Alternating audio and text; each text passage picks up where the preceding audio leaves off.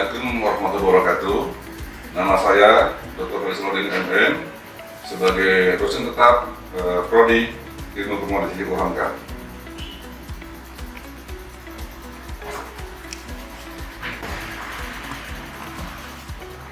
Saya ingin menyampaikan bahwa mata kuliah yang saya ampu di Prodi Ilmu Komunikasi Fisip UHAMKA adalah mata kuliah perusahaan. Mata kuliah ini saya sampaikan dalam 16 sesi, terdiri daripada 14 sesi materi pertemuan dan 2 sesi untuk UTS dan UAS. Sesi mata kuliah tersebut adalah antara lain peran dan pentingnya perusahaan, membangun impian dari usaha, karakteristik perusahaan, menemukan dan mengembangkan ide bisnis, bentuk kepemilikan usaha.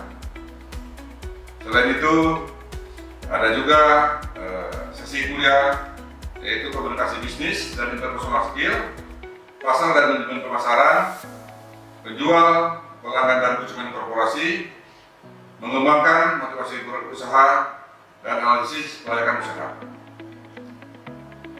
Bukan hanya itu, ada juga materi tentang jenis sumber daya modal, pinjaman dan manajemen perusahaan, perusahaan di perguruan tinggi dan kepemimpinan, analisis dalam sektor bisnis, serta pentingnya mengembangkan jiwa berusaha. Selain materi tersebut, juga di sesi yang ke-8 ada UTS dan UAS. Selanjutnya tentang capaian pembelajaran. Di sini ada beberapa CPL yang sudah disahkan oleh Kapolri dan Pimpinan Mutu, yaitu CPL 1 betapa kepada Tuhan Yang Maha Esa, CPL 2 memahami prinsip dasar perusahaan, model pengembangan strategi, etika bisnis, dan analisis peluang usaha. Adapun CPL 3 adalah membangun sikap wirausaha atau social entrepreneurship sebagai bentuk dan kesadaran dalam menggerakkan dan membangun ekonomi masyarakat. Selanjutnya, CPL 4 adalah menerapkan pemanfaatan teknologi dalam proses pengembangan usaha di tengah masyarakat beralaskan prinsip-prinsip ekonomi kreatif. Capaian pembelajaran mata kuliah atau PMK adalah CPMK 1 mampu menerapkan pemikiran logis, kritis, sistematis, dan inovasi. Selanjutnya, CPMK 2 mampu bekerja mandiri dan bekerjasama dalam tim yang multidisiplin serta memiliki komitmen dalam melaksanakan tugas. Selanjutnya, CPMK 3 memiliki kemampuan mengidentifikasi dan menganalisis masalah, potensi dan prospek serta merekomendasikan alternatif pengambilan keputusan dalam bidang perusahaan. Lalu CPMK 4 adalah mampu merancang dan mempromosikan solusi masalah bagi pemberdayaan pelaku-pelaku wirausaha skala kecil dalam pengembangan perusahaan dan jejaring berbasis teritorial. Adapun metode pengajaran yang saya terapkan dalam setiap pertemuan dengan mahasiswa adalah dengan metode DIA, delivery, interaksi, dan assessment. Jadi di sini delivery, jadi saya sebagai dosen memberikan materi kepada mahasiswa di setiap pertemuan, di setiap sesi, sehingga mahasiswa menjadi paham atas sesuatu masalah. Terus yang kedua, interaction adalah ada interaksi ya, antara dosen dan mahasiswa, ada tanya jawab, ada interaksi antara mahasiswa dengan mahasiswa, ada diskusi, ada tugas kelompok, ada diskusi mandiri, ya, sehingga di sini terjadi suatu pembelajaran hidup di antara mahasiswa. Adapun mengenai asesmen di tiap pembelajaran ada semacam kuis, ya, ada juga tanya jawab, ya. Ada juga misalkan berdebat antara kelompok mahasiswa, sehingga mahasiswa lebih paham akan masalah yang dibahas. Selanjutnya saya memberikan mata kuliah berdasarkan referensi dari buku-buku yang saya buat dan juga referensi dari para ahli yang ada selama ini, baik ahli dari dalam negeri atau ahli dari luar negeri, dan juga dari jurnal-jurnal saya yang terindeks dan berreputasi, sehingga ada kebaruannya gitu kan ya, dan juga jurnal-jurnal secara nasional dan juga jurnal-jurnal luar negeri ya, yang saya sampaikan kepada mahasiswa sebagaimana tercantum di RPS mata kuliah perusahaan ini, sehingga ada kolaboratif antara buku materi, ada buku ajar, ada buku referensi, dan juga ada buku chapter dan lain-lain dengan jurnal-jurnal yang dari nasional dan internasional, sehingga menambah wawasan dan menambah kebaruan antara perkuliahan dan juga menambah orang lain dan pakar-pakar dari para buku dan jurnal tersebut.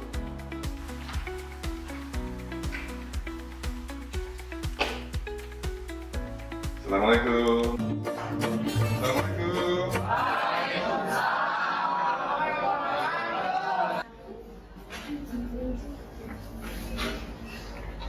Alhamdulillah pada hari ini kita jumpa kembali pada perkuliahan. Marilah sebelum kuliah dimulai, ketua kelas silakan untuk pimpin doa.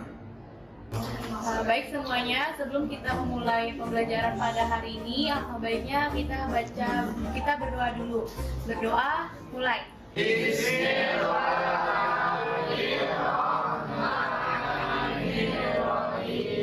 Hari ini kita kuliah ya dengan topik ya pentingnya mengembangkan jiwa berusaha sejak dini.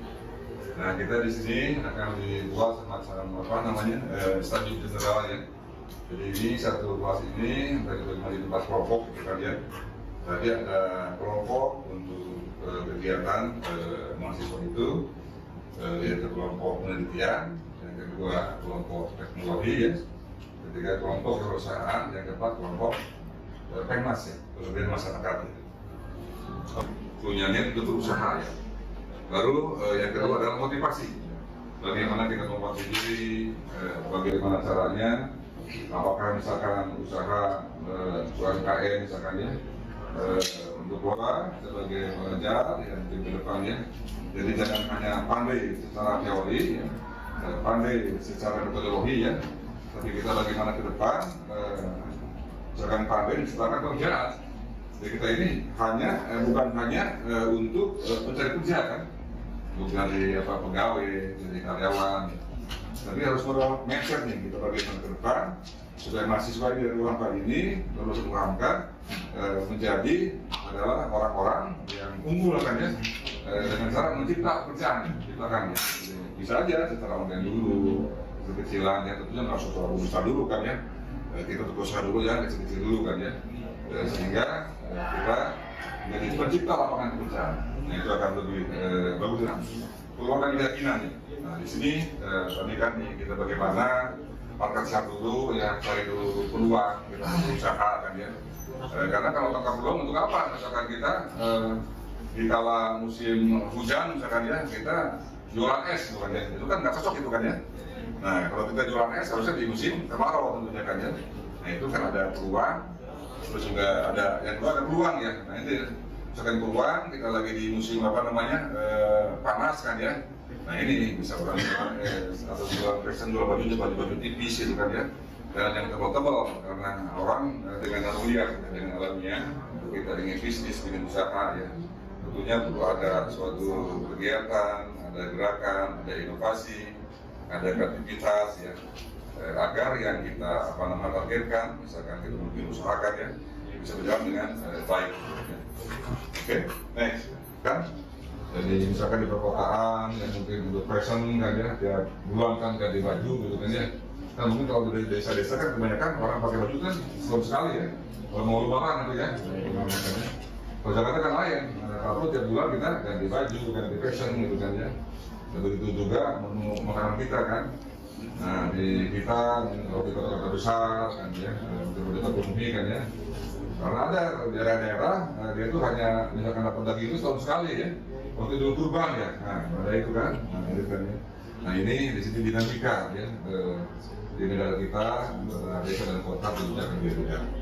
Dan juga selanjutnya kita bagaimana melakukan sebagai pelajar yang di depannya. Jadi jangan hanya pandai secara teori, ya, pandai secara metodologi ya, tapi kita bagaimana ke depan, misalkan pandai menciptakan pekerjaan. Jadi kita ini bukan hanya untuk mencari kerja kan, untuk dari pegawai, dari karyawan, tapi harus mindset nih kita bagaimana ke depan supaya mahasiswa di ruang Pak ini terus dipahamkan menjadi adalah orang-orang yang unggul kan ya, dengan cara menciptakan pekerjaan, menciptakan ya. Bisa aja secara online dulu, kecil-kecilan ya, tentunya nggak usah terlalu besar dulu kan ya, kita berusaha dulu ya, kecil-kecil dulu kan ya, sehingga kita menjadi pencipta lapangan pekerjaan. Nah itu akan lebih bagus dan lebih mulia ya. Kalau kita ada peluang, ada kesempatan kan ya, kita harus yakin. Kalau kita harus yakin dulu ya. Kalau kita nggak yakin, bagaimana mau berhasil usaha kita kan? Nah itu kita harus yakin untuk berhasil kan ya. Itu kan ya. Nah itu perlu digarisbawahi ya. Perlu nih dari inner kita kan ya. Bagaimana kita suatu punya keyakinan ya. Berani bertindakan kan. Jadi mengambil tantangan, mengambil risiko gitu kan ya. Jangan kita takut rugi ya, takut nggak laku ya. Kalau gitu kita jadi nggak usah usaha kan.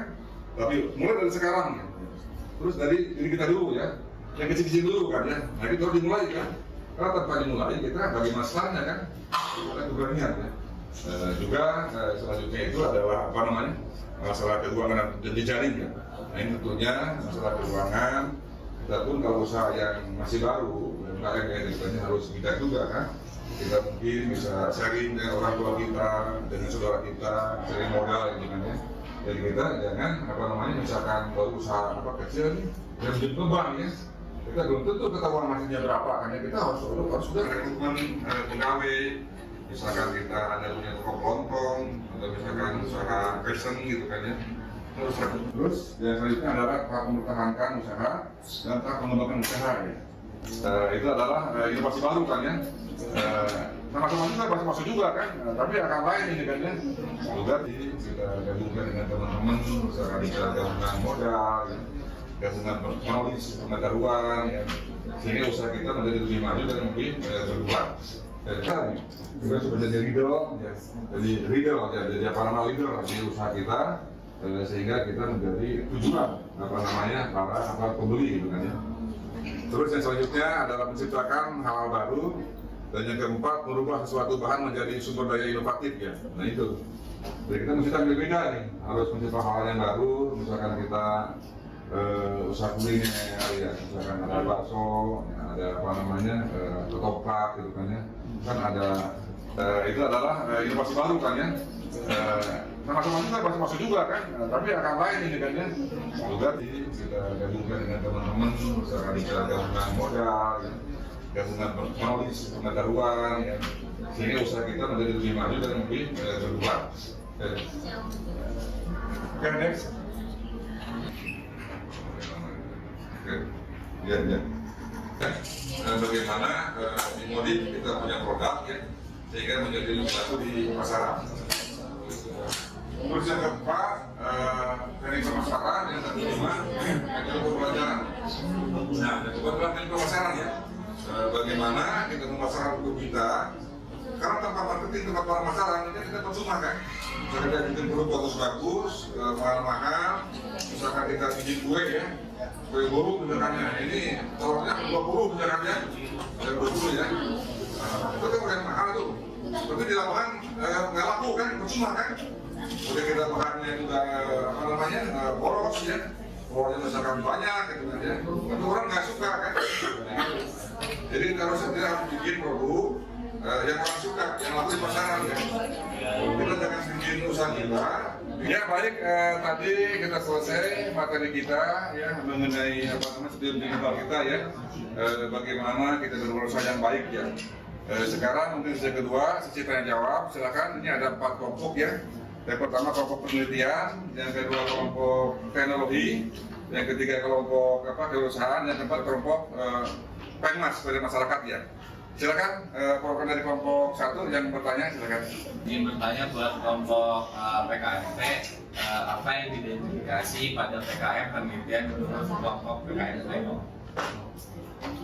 Baik, izinkan saya menjawab dari kelompok PKM Teknologi menjawab pertanyaan dari teman-teman PKM penelitian. Tadi kan pertanyaannya apa sih yang diidentifikasi? Yang diidentifikasi itu adalah faktor penentu mutu produk untuk menentukan hubungan sebab akibat antara 2 atau lebih faktor. Apakah terjawab untuk teman-teman PKM penelitian? Baik, terima kasih pada teman-teman kelompok PKM. Jawabannya sangat bagus. Baik, tadi pertanyaan dari kelompok kabanan penelitian kepada kelompok teknologi, yaitu mengidentifikasi masalah untuk penelitian ya. Nah di sini justru perlu identifikasi bagaimana masalah yang ada di lapangan untuk penelitian kita, sehingga kan mungkin di sini kita juga bisa bikin instrumen penelitian ya. Terus yang kedua juga bisa membuat juga kuesioner kan ya, sehingga waktu kita ke lapangan kita udah siap dengan data kita kan ya. Dengan demikian jadi kita menjadi efektif dan efisien dalam hal penelitian ya. Mungkin silakan dilanjutkan kelompok teknologi untuk bertanya kepada kelompok perusahaan ya. Silakan dilanjut. Perkenalkan, kami dari kelompok PKMT. Saya perwakilan, perkenalan saya Muhammad Fadli Zidan.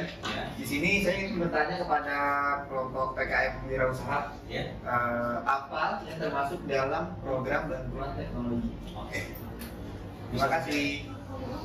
Boleh langsung saya jawab? Baik, saya akan menjawab pertanyaan dari PKM Teknologi. Ya kan? Jadi pertanyaannya, apa yang termasuk dalam program bantuan teknologi? Nah, yang termasuk dalam program bantuan teknologi itu ada yang pertama ada mutu bahan baku, terus ada prototipe, ada model, ada peralatan atau proses produksi, terus juga ada pengelolaan limbah, terus yang terakhir ada sistem jaminan mutu. Nah itu sih yang saya jawab, kelompok kami jawab. Gimana dari PKM Teknologi? Sangat puas sekali untuk jawabannya. Terima kasih untuk PKM Wirausaha untuk telah menjawab pertanyaan dari kami. Terima kasih lagi sekali lagi. Ya baik, itu tadi adalah pertanyaan dari kelompok teknologi kepada kelompok perusahaan ya. Itu mengenai PKM teknologi ya, benar itu ada prototipe gitu kan dan lain-lain kan ya yang perlu kita kembangkan ya. Ada bahan baku juga ada model ya. Nah itu bagaimana kita waktu PKM ke lapangan, ke masyarakat gitu kan ya. Apa prototipenya, apa modelnya, apa bahan bakunya ya. Sehingga si PKM kita, teknologi kita itu tepat sasaran untuk kita meneliti ke lapangan.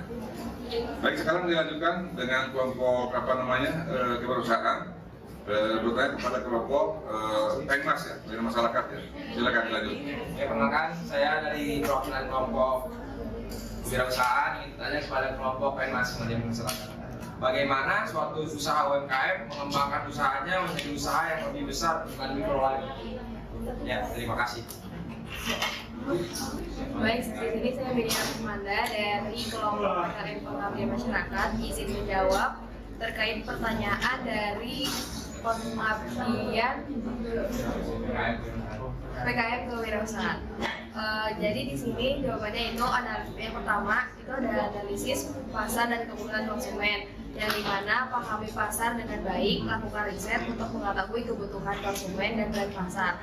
Lalu yang kedua itu perencanaan bisnis yang matang, yang dimana membuat rencana bisnis yang jelas dan komprehensif. Rencana ini harus melanjutkan tujuan jangka panjang, strategi pemasaran, struktur operasional, dan proyeksi keuangan. Lalu yang terakhir itu ada inovasi produk atau layanan, yang dimana kembangkan produk atau layanan yang inovatif dan berkualitas. Fokus pada keunikan dan kelebihan yang dapat membedakan usaha Anda dari pesaing. Terima kasih jawabannya dari kelompok Pengmas. Ya baik ya, tadi pertanyaan dari kelompok perusahaan kepada Pengmas, bagaimana usaha kita supaya umkm itu lebih besar itu kan ya.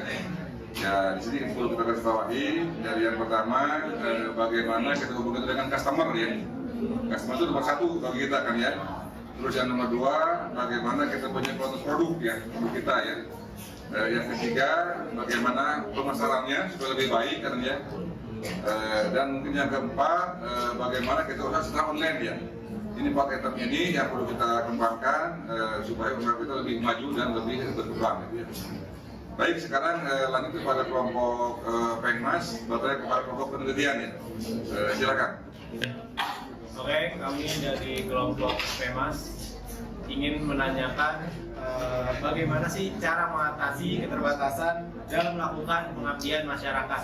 Pertanyaan ini boleh dijawab oleh kelompok PKMP. Terima kasih. Baik, di sini saya akan menjawab pertanyaan dari kelompok Pengmas, yaitu mengatasi keterbatasan dalam PKM pengabdian masyarakat membutuhkan pemahaman yang mendalam, strategi yang tepat, serta peningkatan efisiensi dan efektivitas, melibatkan berbagai pihak, mencari dukungan tambahan, dan peningkatan kapasitas tim juga merupakan kunci utama. Dengan kreativitas, kegigihan, dan kerjasama, PKM pengabdian masyarakat dapat tetap dilaksanakan dengan sukses dan juga memberikan manfaat bagi masyarakat lainnya. Terima kasih. Apakah sudah terjawab? Terjawab sekali atas pertanyaan saya. Terima kasih telah menjawab kelompok PKMP. Ya baik, tadi pertanyaan daripada kelompok Pengmas ya, kepada masyarakat, kepada kelompok pengabdian, bagaimana untuk mengatasi keterbatasan Pengmas tersebut ya. Nah, karena kita di perguruan tinggi, tentunya mesti digarisbawahi adalah tridharma perguruan tinggi kan ya. Tridharma perguruan tinggi, yaitu yang pertama adalah pengajaran ya. Yang kedua adalah penelitian, yang ketiga pengabdian masyarakat, karena kita ini dari Muhammadiyah kan ya. Ada yang keempat, yaitu al-Islam ke Muhammadiyahan ya. Nah kita harus kita bersinergi, bagaimana tridharma perguruan tinggi dikembangkan untuk di masyarakat, yaitu ada 3 item tambah 1 di kita ya. Jadi yang pertama pengajaran kita kembangkan, yang kedua penelitian ya. Yang kedua pengabdian masyarakat, dan yang keempat adalah al-Islam ke Muhammadiyahan ya. Jadi itu yang harus kita kembangkan sebagai pada output daripada mahasiswa UHMK ya. Jadi kita namanya satu dharma perguruan tinggi kan, bukan lagi tridharma kan ya. Kalau yang umum kan tridharma ya, yaitu dengan al-Islam ke Muhammadiyahan ya. Baik ya,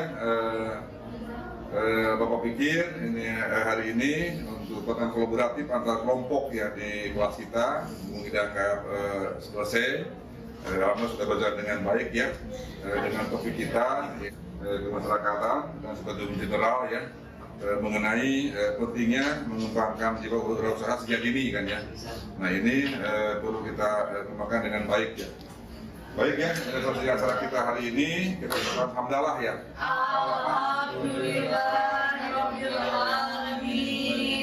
Wassalamualaikum warahmatullahi wabarakatuh.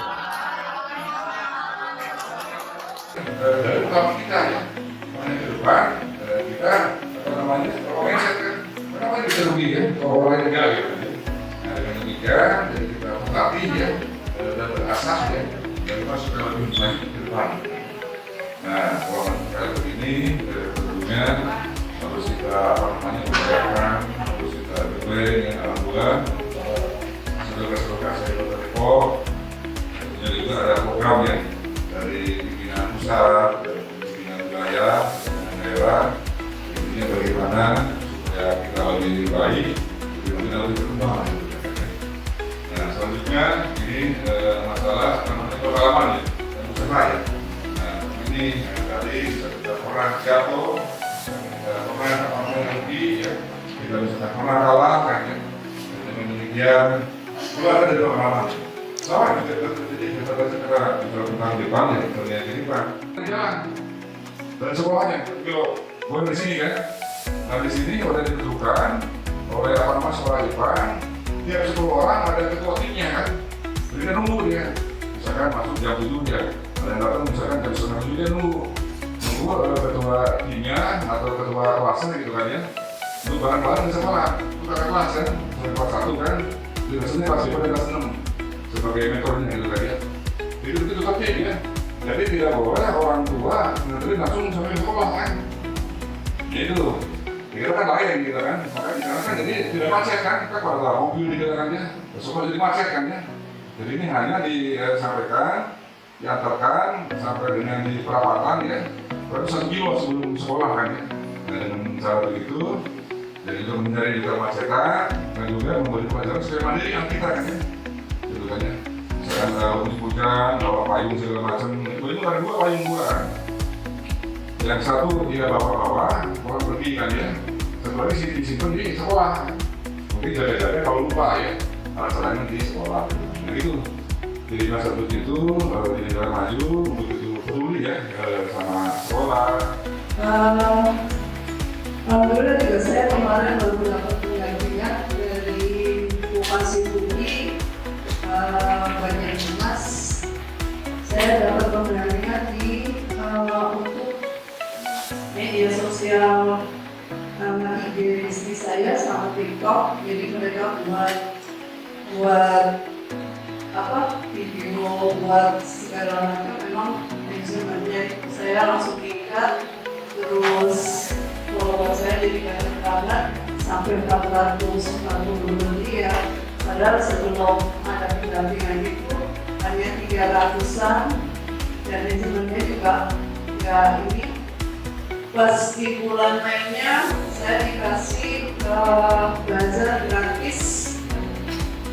Alhamdulillah itu di situ produk saya nggak nyangka Bu, karena kan sebenarnya produk saya itu buat teman-teman saya, ternyata mahasiswa tuh banyak yang suka. Alhamdulillah tuh 1 hari aja omsetnya saya bisa menembus 3 juta lebih yang beli mahasiswa semua. Itu emang rekor, baru rekor tuh di tahun itu. Biasanya saya dapat omset sehari yang 3 juta itu kalau di teman-teman sekolah saya semuanya di SMA 28 waktu pas di 2025 di Hotel Margo itu saya bisa 3,5 tapi memang hanya saya trauma tapi kalau di luar itu saya nggak sampai itu aja. Apalagi alhamdulillah sudah direkam ya, jadi itu terus dong.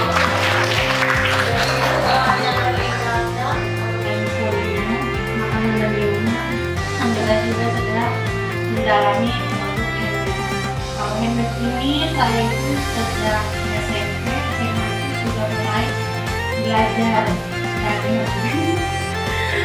membuat kunciran rambut dari mangkol, kemudian dijual harga 3.000 sampai 5.000.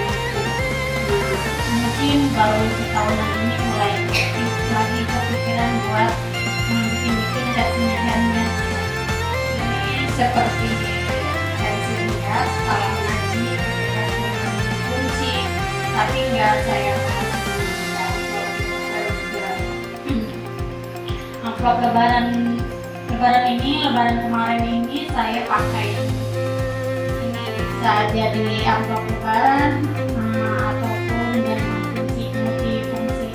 Jadi kayak anak-anak itu selain dapat uang